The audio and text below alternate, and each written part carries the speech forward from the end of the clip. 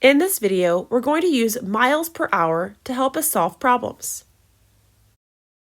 Let's go through a few problems together. This first question says that it took a train 6 hours to go 240 miles. What was the train's average speed? What we're looking for is what was their miles per hour.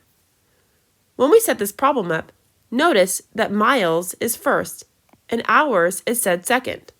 To write miles per hour, we're going to make a fraction. Miles is said first, so we're going to put miles in the numerator. Hours is said second, so we're going to put hours in the denominator. Since we have the word per, we're really wanting to know how many miles you went in 1 hour. So we can set up a proportion to solve this. Corresponding parts need to match up, so 1 hour goes in the denominator. And we're looking for miles, so x can go in the numerator for miles. Now, how did you get from 6 to 1? You divide by 6. So since you divided by 6 in the denominator, you have to divide by 6 in the numerator. 240 divided by 6 is 40. So the train's average speed is 40 miles per hour. So when finding average speed, you can take the numerator divided by the denominator. Let's go through another question. This one's a little bit more challenging. It says that Tim drove to the mountains for a fly fishing trip. It took 4 hours and 30 minutes to drive to and from his destination. The distance to his destination is 117 miles. What was his average speed for the entire trip? Again, we're looking for miles per hour. So we need to have miles in the numerator and hours in the denominator. We see that we have 4 hours and 30 minutes.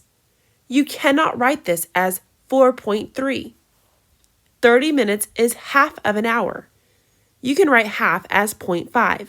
So we need to put 4.5 in the denominator, because 4 hours and 30 minutes is 4.5 hours.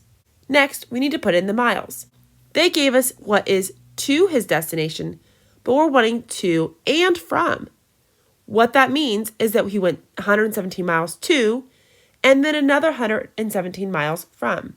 So we need to add 117 for the to 117 for the from. Tim went a total of 234 miles. To find the miles per hour, we want 1 hour. We can put an x in for miles, since that's what we're finding. To get from 4.5 to 1, we have to divide by 4.5. So we need to take 234 divided by 4.5. Go ahead and pause the video, grab a calculator, and take 234 divided by 4.5. You should have gotten 52. So the average speed was 52 miles per hour. We're going to go through one final problem. This says that Jessica can travel at an average speed of 60 miles per hour. At this rate, how many hours will it take her to go 150 miles? This question is a little bit different. This time, they give us the 60 miles per hour and want to know how long it will take for her to go 150 miles. To solve this, we can set up a proportion. We can set up 60 miles per hour as 60 miles in the numerator and 1 hour in the denominator. When we set this up, we need the corresponding parts to match. So since miles is in the numerator on the left-hand side, it needs to be in the numerator on the right-hand side. And hours is in the denominator on the left-hand side, so it needs to be in the denominator on the right-hand side. Now let's fill in what we know. We know that Jessica went 150 miles, so that can go in the numerator next to the miles. And we're looking for how many hours, so we don't know that. Next, we can cross multiply. 1 times 150 equals 60 times x. 1 times 150 is 150, and 60 times x is 60x. To get the x by itself, we can do the inverse operation of multiplication and divide. Lastly, we need to take 150 divided by 60.